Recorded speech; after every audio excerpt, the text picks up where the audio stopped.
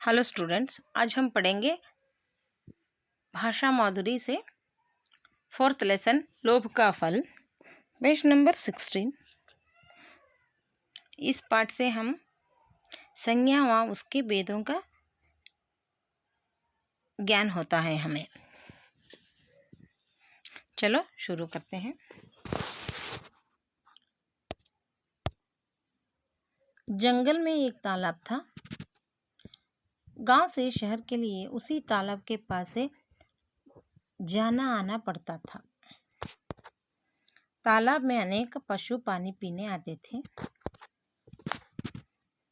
एक दिन की बात है। रंजन अपनी पत्नी रत्ना के साथ शहर जा रहा था। तालाब के निकट वे दोनों विश्राम के लिए ठहर गए। गर्मी से परेशान रत्ना ने तालाब में नहाने की इच्छा प्रकट की। रंजन ने कहा, तालाब में दलदल प्रतीत होता है, इसलिए तुम किनारे बैठकर हाथ पांव ही धोकर आ जाओ। एक जंगल था। उस जंगल में एक तालाब था और वो तालाब गांव और शहर के बीच में था। इसलिए गांव के लोग शहर जाना पड़े तो उसी तालाब के सामने से जाना पड़ता था। और उस जंगल में वाइल्ड एनिमल्स बहुत थे। अनेक पशु वाइल्ड एनिमल्स रहते हैं ना, वो सभी आकर वही तालाब से पानी पीते थे। तालाब यानी पॉन्ड, कुड़ा, पानी पीने आते थे। एक दिन की बात है। एक आदमी का नाम है रंजन। वो क्या कर रहा था, अपनी पत्नी रत्ना के साथ गांव से शहर जा रहा था। उस वक्त उन लोगों को में भी गर्मी का दिन होगा, इसलिए उन दोनों ने थोड़ा रेस्ट लेने के लिए तालाब के सामने यानी तालाब के समीप बैठ गए, ठहर गए। गर्मी से परेशान रत्ना उस वक्त क्या किया, नहाने की इच्छा प्रकट की। हस्बैंड से क्या बोली, वो थोड़ा नहा कर आऊँगी बोलने से रंजन ने कहा, तालाब में दलदल, उदुलु अंतरल्वा, in Kannada we use to say that उदुलु, दलदल प्रतीत होता है, इसलिए उन्हें क्या बोलता है, हाथ पाँव ही धोकर you just wash your hands and face and come back, he said to his wife. अभी क्या हुआ नेक्स्ट,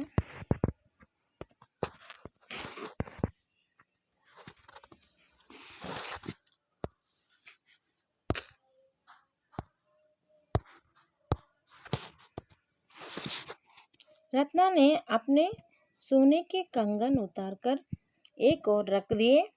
हाथ पांव धोकर वहां फिर कंगन पहन रही थी कि एकाएक उसकी दृष्टि सामने से तालाब की ओर आ रहे शेर पर पड़ी। उसकी झिग्गी बंद हो गई।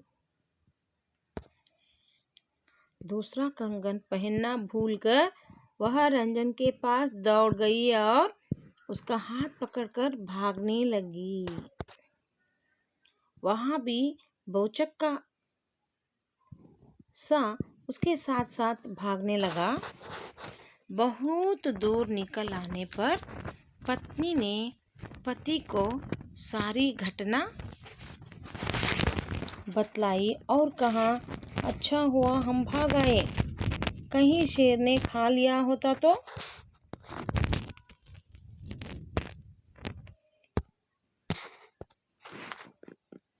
राम नाम सत्य हो गया होता, राम नाम सत्य हो गया होता, जान बची तो लाखों पाए। और पति के बात सुनकर रत्ना ने क्या किया, रत्ना यानी रंजन की पत्नी ने तालाब के पास जाकर हाथ मुंह धोकर धोते समय उसने क्या किया, अपना सोने का कंगन नीचे रखकर हाथ धो रही थी। और धोने के बाद उसने क्या किया, एक कंगन पहनी थी और दूसरा कंगन पहनने वाली थी। उस वक्त वो सामने शेर को देख लिया। शेर को देखकर वो घबरा कर अपने पति के पास चली गई और उसके हाथ पकड़कर भागने लगी। वो भी उसके साथ भागने लगा। भौचक्का यानी हैरान होकर भागने लगा। उस वक्त दोनों बहुत दूर जाने के बाद पत्नी ने बोले अच्छा हुआ भाग आए, नहीं तो शेर खा गए तो मर गए होते। और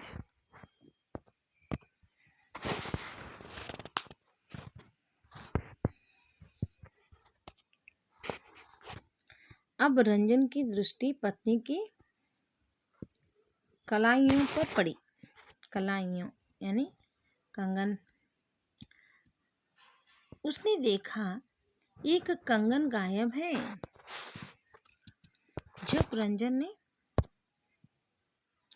कंगन के बारे में रत्ना से पूछा तब उसने बतलाया, मैं हाथ पांव धोकर कंगन पहनी ही रही थी कि शेर आ गया। कंगन वही पड़ा रह गया। पर अब मौत के मुंह में कौन जाए। थोड़ी देर जाने के बाद शेर यानी लायन से बचने के बाद थोड़ी दूर जाने के बाद उसका दृष्टि यानी वो अपनी पत्नी के हाथ देखा। वहाँ कंगन नहीं था, एक ही कंगन था। इसलिए उसने पूछा तो उसने बतलाया, क्या बतलाया, हाथ मुँह धोते वक्त वो नीचे रखी थी, इसलिए वही रह गया है। पर वहाँ तो शेर है ना, इसलिए जाने के लिए वो राजी नहीं थी। उधर शेर तालाब के किनारे पहुंचा। वहाँ कंगन देखकर सारी बात समझ गया। उसने अपने एक पंजे में कंगन पकड़ा और तालाब के किनारे बैठ गया। वहाँ सोच रहा था कि पति पत्नी कंगन लेने अवश्य लौटेंगे। मैं उन्हें मीठी मीठी बातों में ऐसा उलझाऊंगा कि वे मेरे पास आ जाएंगे और मैं उन्हें दबोच लूंगा। उस वक्त यहाँ तो ये दोनों भाग के आए थे। उधर वो तालाब के पास शेर तो पानी पीने आया था ना, उस वक्त उसका नज़र भी कंगन के ओर पड़ा और उसने क्या किया, वो कंगन को उसके हाथों में पंजे में यानी हाथ एक पंजे में रख कर सोचने लगा। सोचने के बाद उसके समझ में आया कि दोनों पति पत्नी आए हैं और पत्नी हाथ मुंह धोते वक्त मुझे देखकर वो भाग गई है। ये समझकर उसने क्या सोचा, वो तो कंगन लेने ज़रूर आएंगे, वापस आने वाले हैं। उस वक्त उन्हें मीठी मीठी बातों से उलझाकर खाना चाहता था। ये सोचकर बैठे हैं। पति पत्नी तो लौटे नहीं, अपितु माधव नाम का एक ब्राह्मण उधर आ निकला। शेर को बैठा देखकर उसकी सिट्टी मिट्टी गुम हो गई। शेर के एक पंजे में सोने का कंगन देखकर वहाँ चकित होकर दूर ही ठिठक गया। क्या हुआ इधर, पति पत्नी तो लौटे नहीं, वो दोनों लौटने से नहीं थे, इसलिए शेर तो वही बैठा था। पर वहाँ एक अपितु माधव नाम का एक ब्राह्मण वहाँ से गुजर रहा था। उसने बैठा शेर को देखकर घबरा गया। उसका भी सिट्टी मिट्टी गुम हो गई बोले तो वो भी घबरा गया। शेर के पंजे में सोने का कंगन भी देख लिया, उसको देखकर भी ठिठक गया।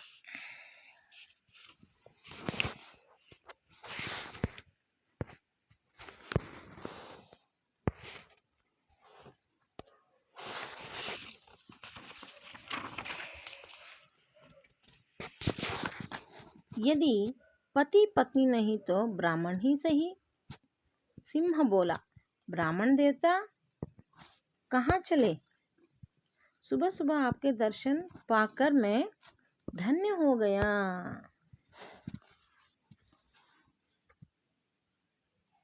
शेर ने ब्राह्मण को देखकर क्या सोचा? पति पत्नी नहीं आए तो क्या हुआ, ब्राह्मण तो है ना खाने के लिए, भोजन के लिए।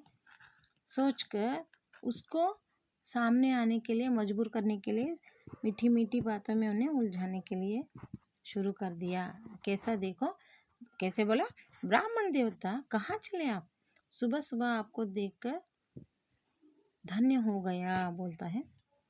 माधव ने बतलाया, मैं अपने यजमान पंकज के घर जा रहा हूँ।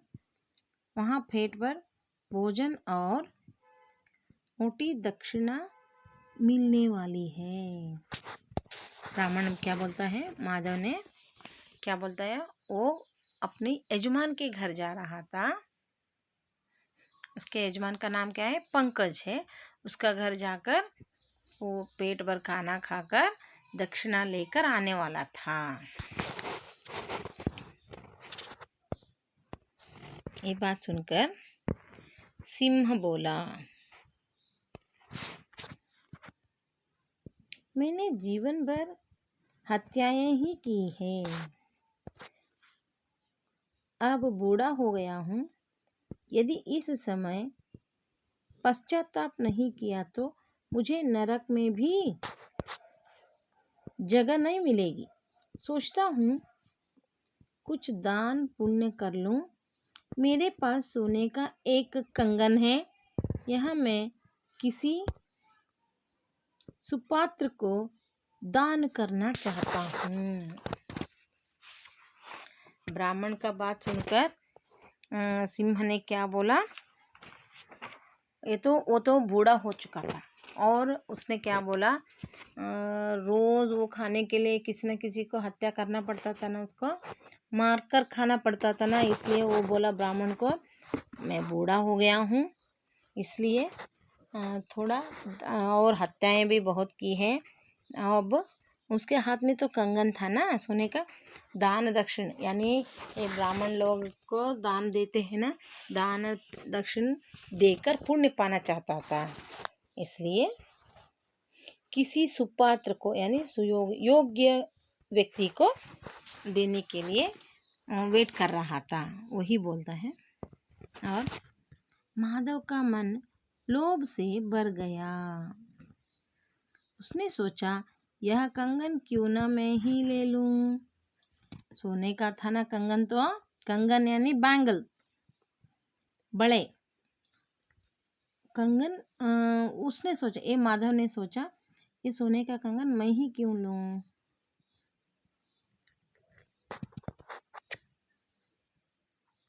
वह सिंह से बोला, सुपात्र तो मैं ही हूँ। नित्य गायत्री पाठ करने वाले मुझ ब्राह्मण से अधिक सुपात्र कौन होगा। यदि चाहो तो कंगन मुझे दान कर दो। वो बोलता है, सुपात्र को बोले थे ना, सुपात्र यानी योग्य व्यक्ति। सिंह से बोलता है, मैं ही सुपात्र हूँ, मुझे ही दान, मैं तो गायत्री पाठ पढ़ता हूँ ना, गायत्री मंत्र ओम भूर्भुवस्वः वो मंत्र पढ़ता हूँ, इसलिए मैं ही सुपात्र हूँ। मुझसे अधिक योग्य तुम्हें कौन नहीं मिलेगा, मुझे दे दो, बोलता है। तो बोलने के बाद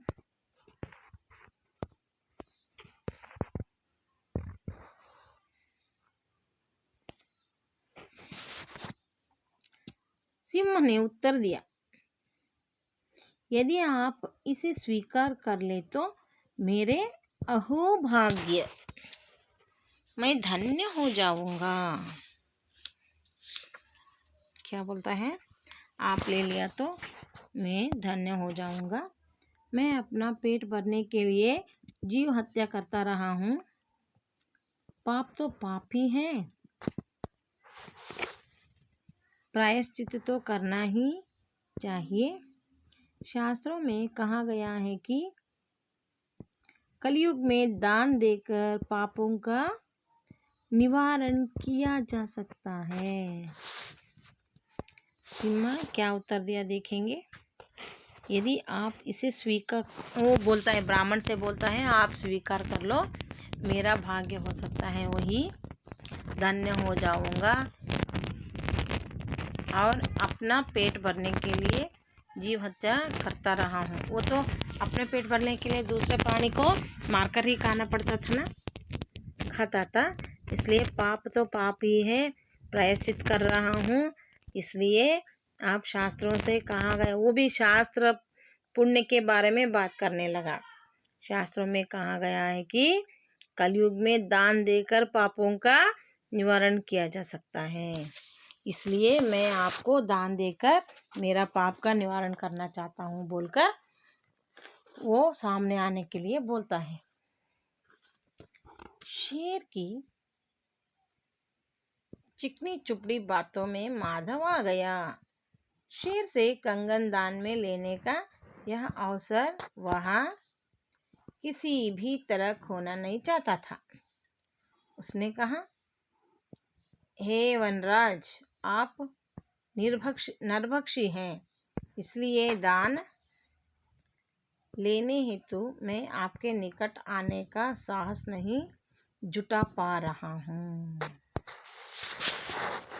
उसके बाद चिकनी चुपड़ी बात सुनकर, मीठी मीठी बात सुनकर माधव ने क्या बोला, आप नरभक्षी हैं। वनराज बोलता है उसको, आप नरभक्षी हैं, इसलिए दान लेने हैं तो मैं समीप नहीं आ सकता। अगर आए तो आप खा सकते हैं ना, इसलिए मैं नहीं आऊँगा बोलते हैं। शेर ने विनम्रता पूर्वक कहा, राम राम पंडित जी, अब मैं कोई पाप नहीं करना चाहता। यह मेरी पाप करने की आयु है या दान पुण्य करने की? आप पहले स्नान कर लीजिए, फिर निश्चिंत होकर मेरे पास आइए और संकल्प पढ़कर मेरा यह दान स्वीकार कर लीजिए। मैं कृतार्थ हो जाऊंगा। माधव लोभ के जाल में फंस चुका था। वह कपड़े उतारकर स्नान के लिए तालाब में घुस गया।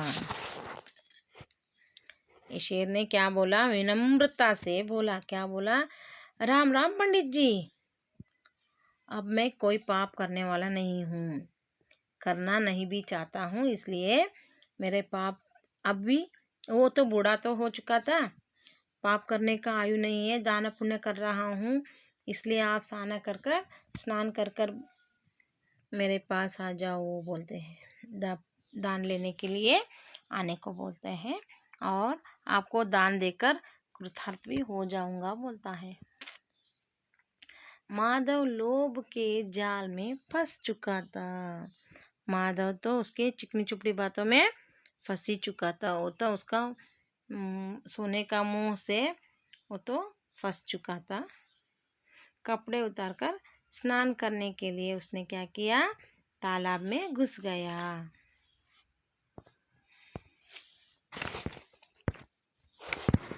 देख लेंगे आगे क्या होता है। तालाब दलदल से भरा था। माधव कीचड़ में घसता चला गया। तालाब दलदल से भरा, हुदलो बरी केसरो। माधव कीचड़ में फंसता गया। वह दीन स्वर में चिल्लाया, वनराज मुझे बचाओ। पर सिंह की चाल तो कुछ और ही थी। सिंह ने किनारे पर खड़े होकर अपना पंजा माधव की ओर बढ़ा दिया और कहा, पंडित जी, किनारे की ओर बढ़ने की कोशिश करो और दोनों हाथों से मेरा पंजा पकड़ लो, मैं तुम्हें बाहर खींच लूंगा। तालाब तो दलदल से भरा हुआ था और उसमें तो फंस गया था वो।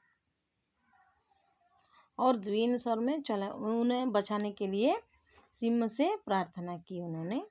वनराज मुझे बचा लो बोलने से सिंह ने क्या, सिंह का चाल तो दूसरा था ना, इसलिए किनारे यानी ದಂಡೆಯಲ್ಲಿ ನಿಂತ್ಕೊಂಡು सिंह क्या बोलते हैं, खड़े होकर अपना पंजा यानी first front leg here you can see in the picture, देखो ऐसा आगे कर कर दोनों हाथों से उसका पंजा, पंजा यानी फ्रंट लेग देखो,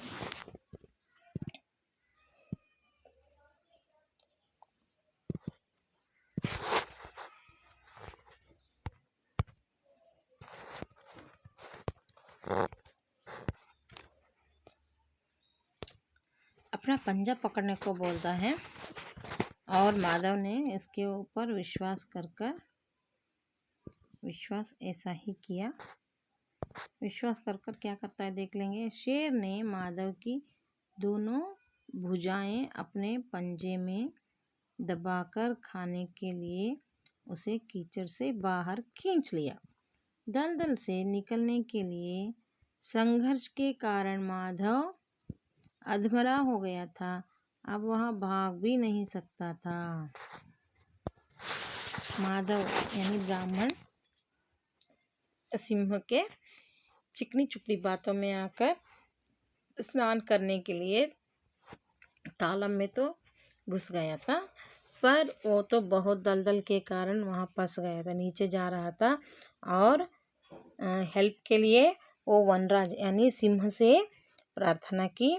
उसकी बात सुनकर दोनों सामने का दोनों पाँव को पकड़ने के लिए आगे बढ़ाया सिंह ने।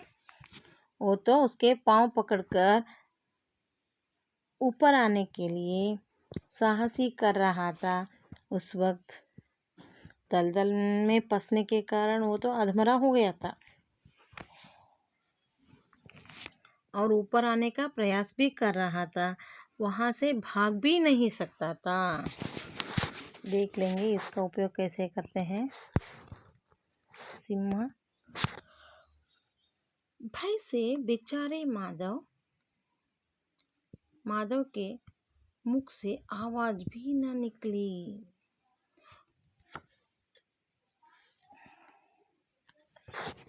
उसकी आंखें मिच गई। वह सोच रहा था कि हिंसक प्राणी पर लोभवश विश्वास कर मैंने ठीक नहीं किया, अब तो प्राण जाएंगे ही। सिंह ने माधव को खाकर अपनी भूख मिटाई और कहा ऐसे लोभी जनों के रहते चतुर लोग भूखे नहीं मर सकते। ये तो लोभी था, उसके कंगन के लोभ के कारण, सोने के कंगन के लोभ के कारण वो तो फंस गया था, उसके आंख में पानी आया। पर सिंह तो भी बचता, वो खाने के लिए ही उसको मीठी मीठे बातों में फंसाया था और प्राण तो त्याग दिया। और अंत में सिंह ने क्या कहा, ऐसे लोभी जनों से, लोभ के कारण तो ब्राह्मण फंस गया था ना, चतुर लोग भूखे नहीं मर सकते।